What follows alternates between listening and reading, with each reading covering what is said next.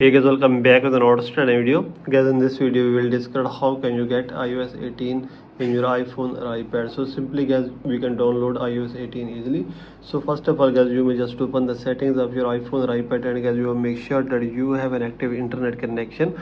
After this guys, you have the option of VPN. If there is any connected VPN, you may disconnect it.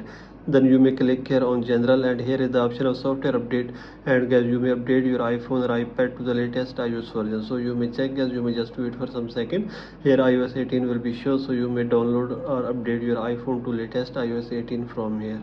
So you may check, I have already iOS 18. So here the option of beta update, so you may turn off beta updates from here, and you can get it easily from here. So if iOS 18 is not showing, then guys, you may go back and you may open any browser, and in search bar you may write here beta profiles.dev.